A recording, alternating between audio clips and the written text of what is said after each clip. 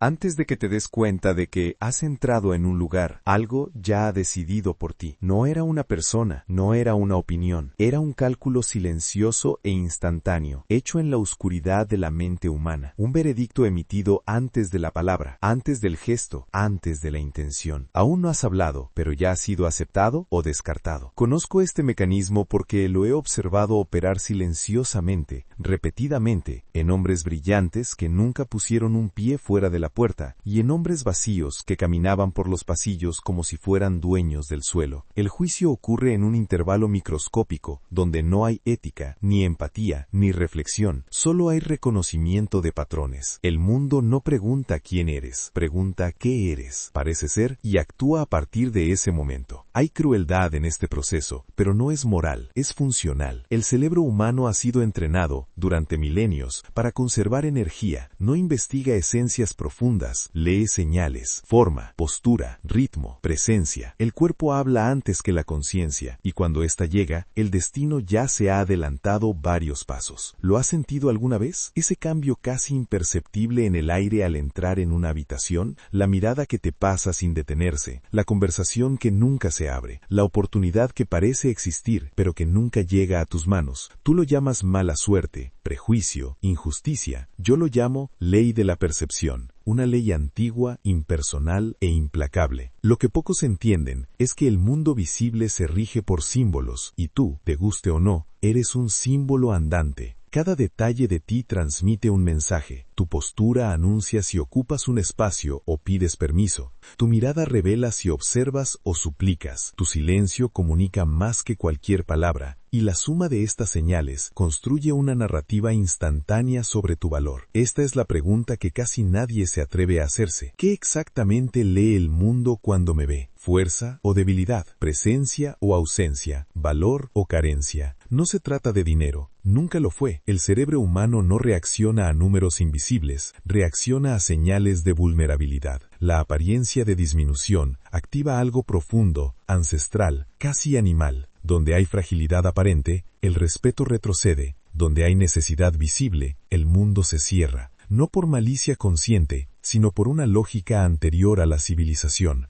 Maquiavelo comprendió esto a nivel político. La tradición teosófica lo comprendió a un nivel aún más profundo, el de la forma en que la conciencia se manifiesta en la materia. La forma no se opone al espíritu, la forma es vehículo mediante el cual el espíritu se hace legible en el mundo denso. Cuando la forma está desalineada, la esencia no se percibe, no porque no exista, sino porque no puede penetrar el ruido. Observa cómo se trata a los hombres no por lo que llevan dentro, sino por lo que irradian. Observa cómo se abren puertas para quienes parecen no necesitarlas. Observa cómo el mundo ofrece recursos a quienes parecen estables, incluso cuando esa estabilidad es solo una construcción externa. Esto no es una falla del sistema.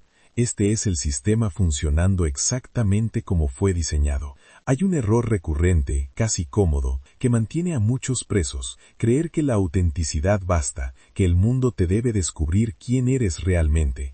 Esta creencia no es noble, es ingenua. El mundo no indaga, selecciona, y selecciona rápidamente.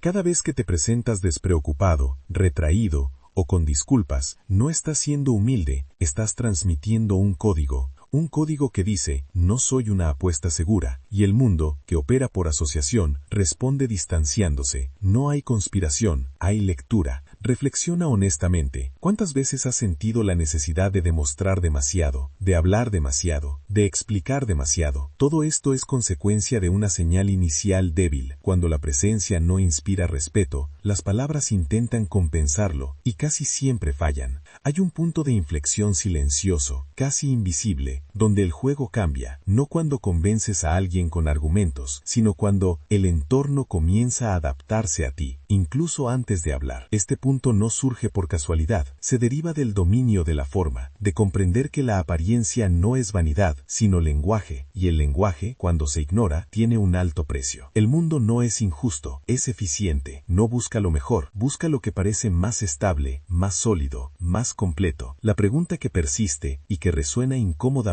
es simple: ¿qué cosa de ti hoy comunica estabilidad y qué revela fragilidad? Si aún piensas que esto es superficial, superficial, prepárate, porque lo que parece superficial es solo la capa visible de algo mucho más profundo. Y mientras no entiendas por qué la pobreza se percibe como una señal y no como una condición, seguirás luchando contra fuerzas que no ves, pero que te ven perfectamente. Se nota en los detalles más cotidianos, en momentos que parecen demasiado banales para albergar una verdad profunda. Está en la fila del banco, en el ascensor, en la recepción de un edificio, en la entrevista que nunca avanza. Está en la forma en que la gente te habla incluso antes de saber tu nombre. Hay un tono, una distancia, una frontera invisible que se establece sin previo aviso, y casi nadie entiende por qué. La pobreza, tal como la percibe el mundo, no es un número en una pizarra, es una sensación transmitida, es una señal que precede a cualquier explicación. Piensa en un hombre que entra en una tienda sencilla, pero entra encorvado, mirando al suelo, tocando los objetos como disculpándose por estar ahí. Compáralo con otro hombre, vestido con ropa normal, pero caminando lento, mirando a su alrededor como si simplemente evaluara opciones. Ambos pueden tener la misma cantidad de dinero en sus bolsillos. A uno lo ignorarán, al otro lo atenderán, no porque merezca más, sino porque emite algo diferente. El cerebro humano reacciona a esto sin pedir permiso. Asocia las señales visuales y conductuales con el riesgo o la seguridad. Donde hay riesgo, se cierra. Donde hay seguridad, se abre. Por eso las personas necesitadas casi nunca reciben ayuda real. Reciben consejos vanos, frases hechas, pequeños favores que no cambian nada. La necesidad explícita es aterradora. Lleva consigo la promesa silenciosa de problemas, dependencia y fracaso compartido. Observa cómo cambia la actitud de alguien cuando se da cuenta de que necesitas demasiado. La conversación se acorta, las promesas se vuelven vagas, las respuestas se demoran. Esto no es casualidad, es una lectura instintiva. Los humanos hemos aprendido, con el tiempo, que acercarse demasiado a la necesidad visible puede ser peligroso, y nos protegemos. Quizá recuerdes una ocasión en que entraste con confianza a un lugar y te trataron con respeto, incluso sin tener nada concreto que ofrecer. Y quizá recuerdes otra ocasión en que entraste sintiéndote vulnerable e inseguro y te trataron como una carga. El entorno no cambió, la gente no era diferente, lo que cambió fue la señal que estabas emitiendo. Hay algo casi cruel en ello, porque quien más necesita oportunidades es precisamente quien menos logra disimular la presión interna. La ansiedad se infiltra en el cuerpo, por la prisa, por el exceso de explicaciones, por el miedo a equivocarse, y cada una de estas señales refuerza la percepción de vulnerabilidad. Se forma un círculo vicioso, la necesidad genera señales, las señales generan rechazo, el rechazo profundiza la necesidad. Aquí es donde muchos se pierden. Intentan resolver el problema solo desde afuera, creyendo que todo cambiará cuando llegue el dinero, el puesto o el reconocimiento, pero el mundo no funciona así. Primero viene la evaluación, luego la concesión. Nadie da recursos a alguien que parece incapaz de sustentarlos. Aunque esa incapacidad sea solo una impresión, piensa en cómo los bancos, las empresas o incluso la gente común evalúan a alguien en segundos. Una solicitud de ayuda nunca es neutral, viene cargada de postura, tono de voz y ritmo. Una solicitud hecha con desesperación suena a riesgo, una solicitud hecha con calma suena a propuesta. La diferencia no está en el contenido, sino en la energía que la rodea. Hay algo aún más sutil. La pobreza percibida no reside en lo que falta, sino en lo que sobra. Rebosa de justificación, rebosa de urgencia, rebosa de explicación. El mundo interpreta esto como desorganización interna, y donde hay desorganización, nadie quiere involucrarse. ¿Has notado cómo las personas realmente poderosas rara vez dan demasiadas explicaciones? Dicen lo necesario y se detienen. No intentan convencer, suponen que serán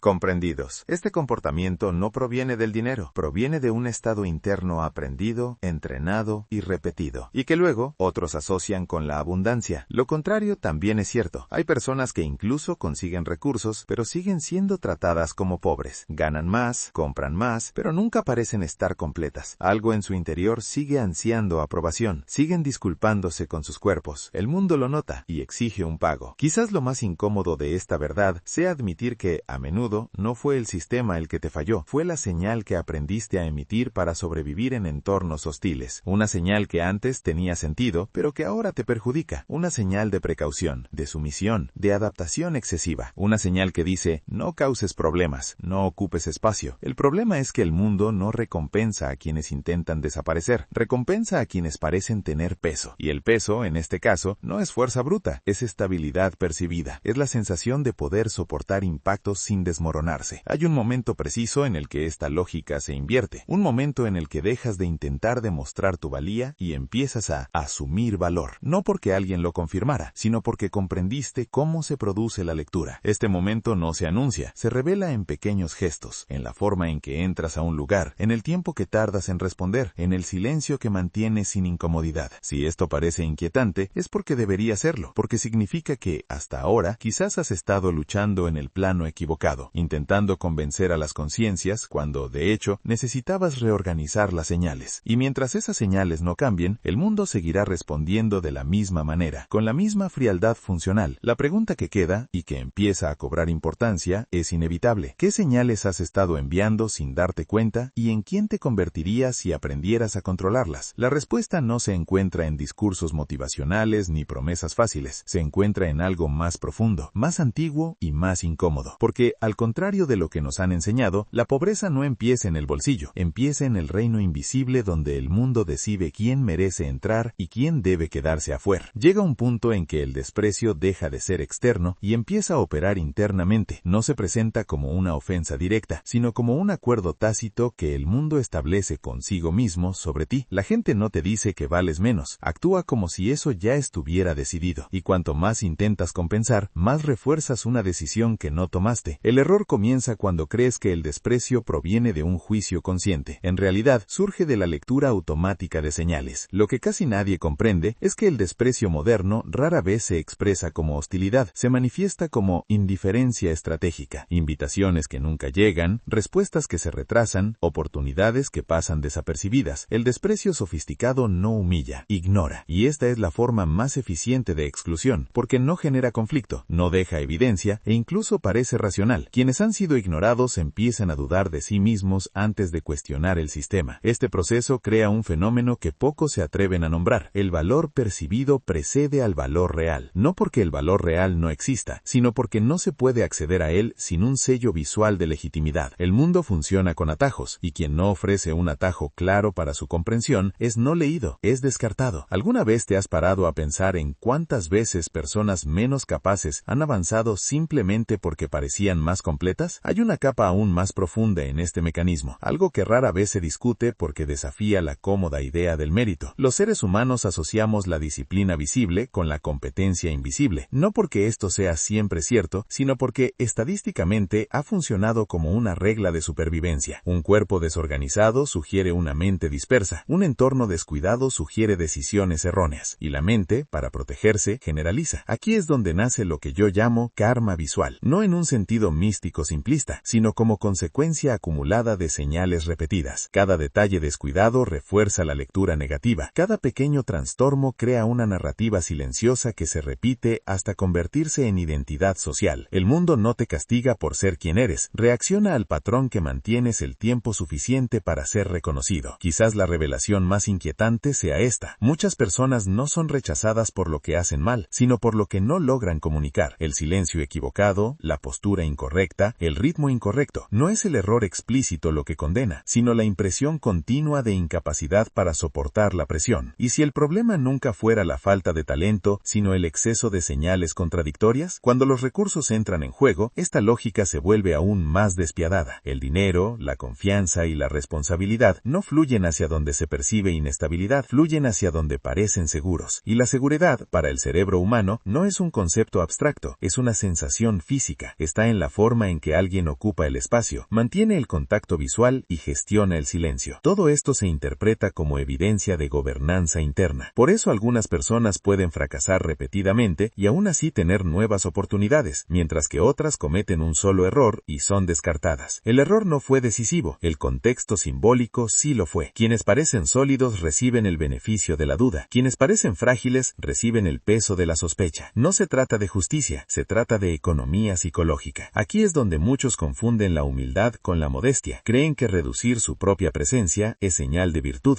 No se dan cuenta de que, a los ojos del mundo, esto suena a falta de estructura. La verdadera humildad no disminuye, estabiliza. La modestia genera ruido, y el ruido, en entornos competitivos, se interpreta como riesgo. ¿Puedes distinguir dónde termina la humildad y comienza el autosabotaje?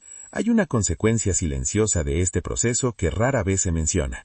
Con el tiempo, la persona empieza a internalizar el desprecio que recibe, adapta su comportamiento a las bajas expectativas, Habla menos cuando debería hablar. Cede cuando debe defender lo que quiere. Pregunta cuando debe proponer. El mundo ya no necesita excluirla. Lo hace por sí sola, automáticamente, creyendo que está siendo prudente. Esta internalización es peligrosa, porque crea una coherencia negativa. Todo empieza a encajar en la narrativa del bajo valor, las decisiones, los entornos, la compañía. La persona no se da cuenta de que se está volviendo visualmente predecible, y la predecibilidad, en este contexto, es la muerte simbólica. Quienes son predecibles no sorprenden, quienes no sorprenden no son recordados.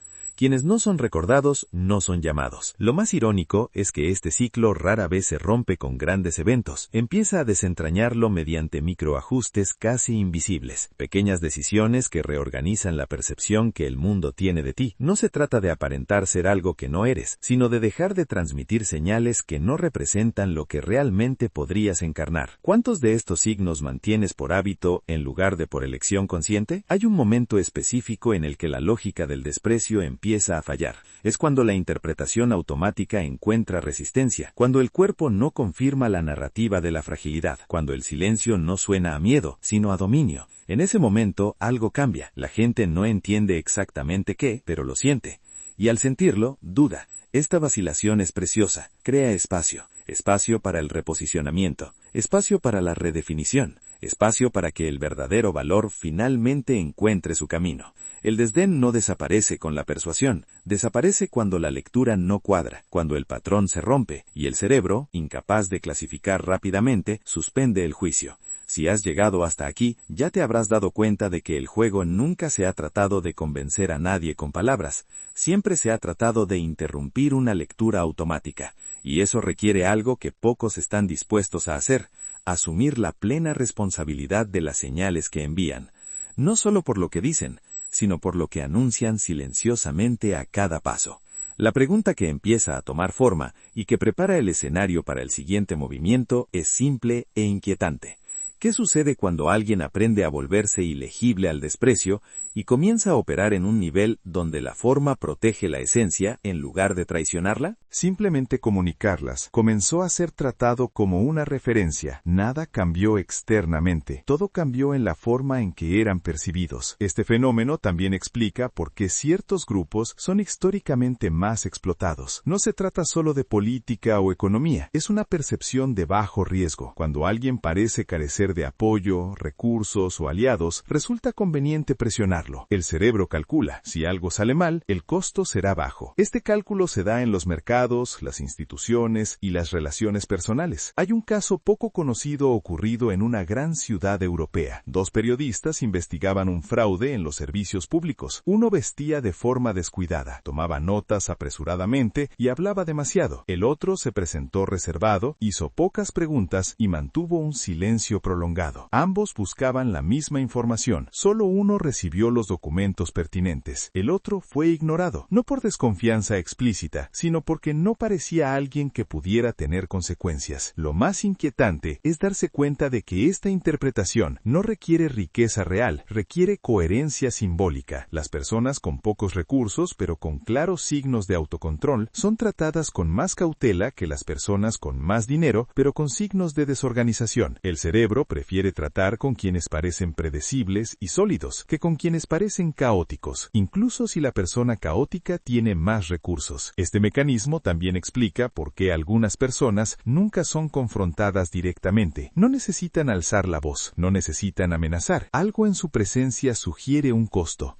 emocional, social o reputacional. El depredador social, como el animal, elige el camino de menor resistencia. Donde hay vacilación, retrocede. Donde hay oportunidad, avanza. Quizás ya hayas experimentado algo así sin darte cuenta. Una situación en la que alguien se lo pensó 2 veces antes de contradecirte. O lo contrario, momentos en los que parecía que todos se sentían cómodos desafiando sus límites. Estos episodios no son aleatorios, son respuestas a señales acumuladas con el tiempo. El problema no es aceptar que esto existe. El problema es seguir exponiéndose a este juego sin entender las reglas. Porque mientras creas que todo se decide por argumentos, contratos o buenas intenciones, el mundo sigue operando a nivel de instinto. distinto. Y en ese nivel, quienes parecen heridos no reciben atención, reciben presión. La pregunta que empieza a surgir es incómoda, pero necesaria. Si el cerebro humano reacciona así por defecto, ¿qué ocurre cuando alguien aprende a no ser un objetivo? Cuando la lectura automática encuentra resistencia, incluso antes de pronunciar palabra alguna. La respuesta no reside en la teoría, sino en la práctica silenciosa de quienes comprenden que, antes de cualquier disputa, siempre hay una prueba invisible, y quienes no la superan, rara vez se dan cuenta de que han perdido. Llega un punto en que todo se acelera, cuando entiendes que no te juzgan por lo que dices, sino por lo que haces. Cada gesto cobra peso, el ritmo del cuerpo se convierte en lenguaje, el silencio deja de ser vacío y se convierte en instrumento. Y es aquí donde muchos se pierden, porque intentan cambiar solo la superficie, sin tocar la esencia del comportamiento que revela escasez. La señal más clara de la pobreza percibida no es la ropa, ni el dinero, ni la dirección. Es el impulso de hablar, el impulso de explicar, el impulso de llenar cualquier vacío con palabras. El cerebro humano lo interpreta como ansiedad, y la ansiedad, en posiciones de poder, se interpreta como inestabilidad. Quienes parecen inestables no reciben órdenes, reciben moderación. Preste mucha atención a quienes ocupan puestos centrales. Hablan menos que el resto de la sala, no porque no tengan nada que decir, sino porque no necesitan demostrar su presencia. Cada palabra es mesurada, cada silencio es sostenido. Cuando hablan, no reaccionan, lideran. Esta diferencia cambia por completo la percepción del entorno. Hay un curioso estudio sobre reuniones corporativas que casi nunca se cita fuera de círculos restringidos. Las personas que hablaban menos, pero interrumpían aún menos, fueron calificadas como más competentes que quienes contribuían más verbalmente. La percepción de valor no residía en la cantidad de ideas, sino en la estabilidad emocional que demostraron durante todo el encuentro. El cerebro asocia la calma con el control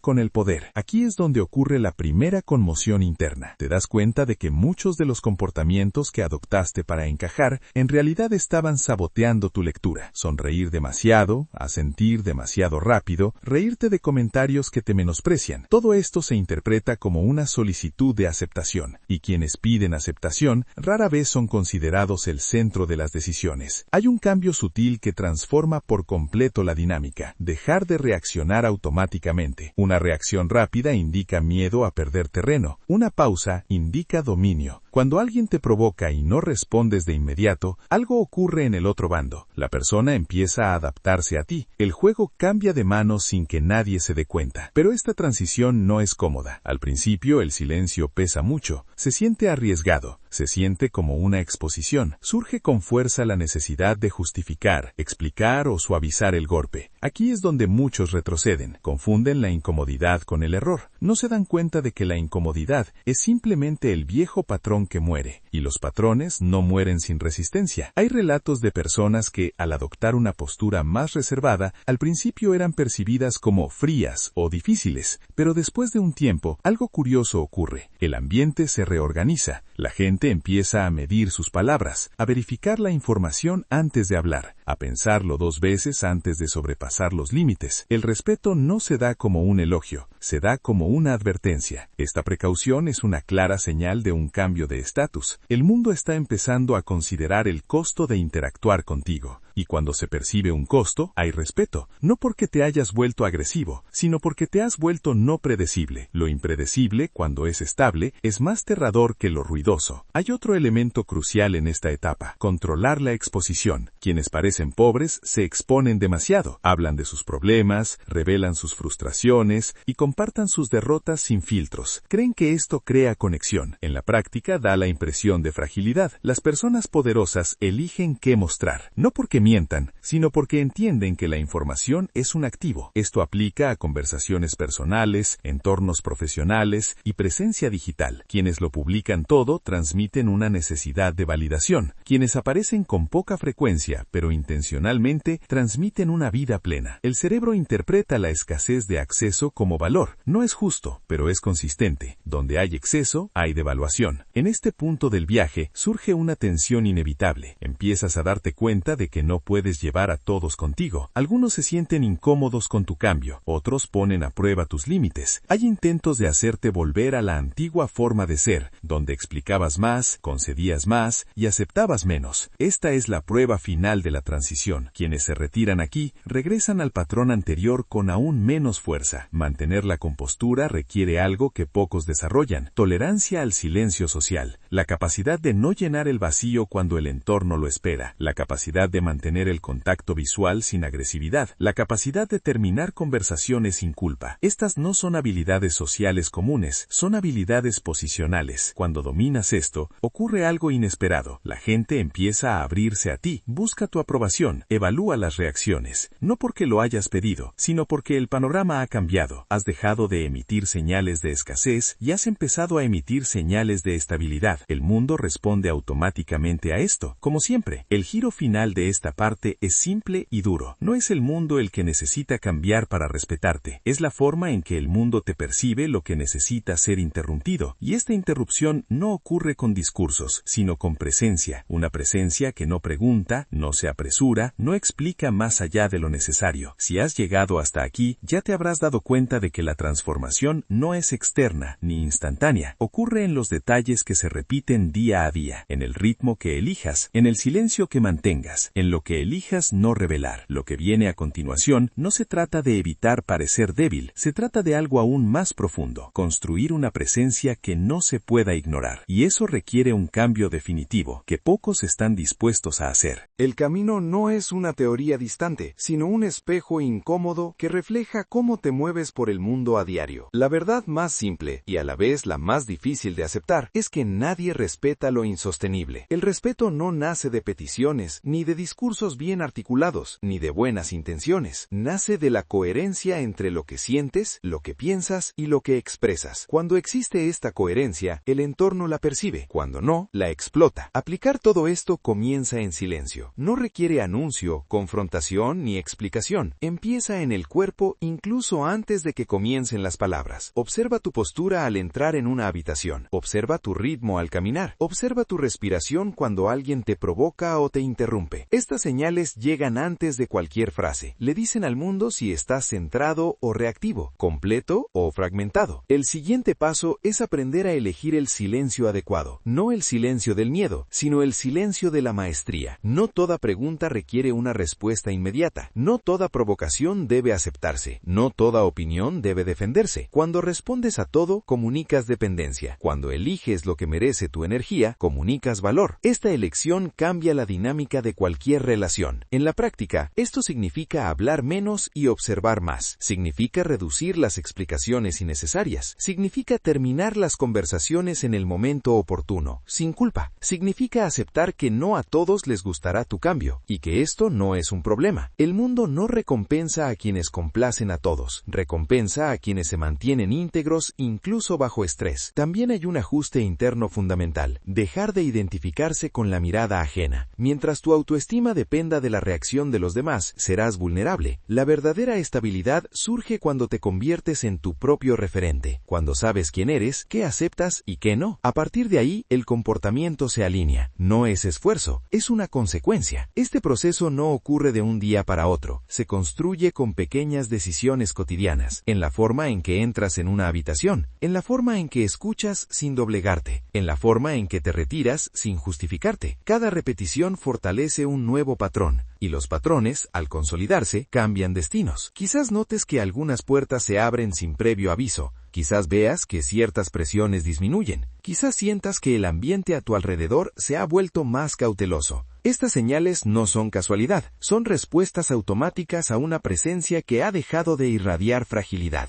El mundo reacciona a las condiciones estables, siempre lo ha hecho, pero este viaje tiene un propósito aún más profundo. Al mantener esta presencia, no solo cambias la forma en que te tratan, sino también cómo te ves a ti mismo. La inseguridad da paso a la claridad, la ansiedad cede ante la firmeza, y este cambio interior interior es el verdadero poder, porque no depende de las circunstancias externas. La invitación final es simple y directa. Obsérvate en los próximos días. Observa dónde te apresuras, dónde explicas demasiado, dónde te minimizas para encajar, y elige conscientemente actuar de manera diferente, no para dominar a los demás, sino para evitar ser dominado por viejos patrones. La transformación comienza cuando decides no volver al punto donde ya te diste cuenta de que no te respetaban. Si este contenido te ha llamado la atención, cuéntanoslo. Dale me gusta a este video para que llegue a más personas. Escribe un comentario compartiendo tu perspectiva o experiencia. Si lo prefieres, hazlo de forma anónima. Y suscríbete al canal para seguir profundizando en este camino de conciencia, presencia y transformación. El siguiente paso comienza ahora y depende de tu decisión.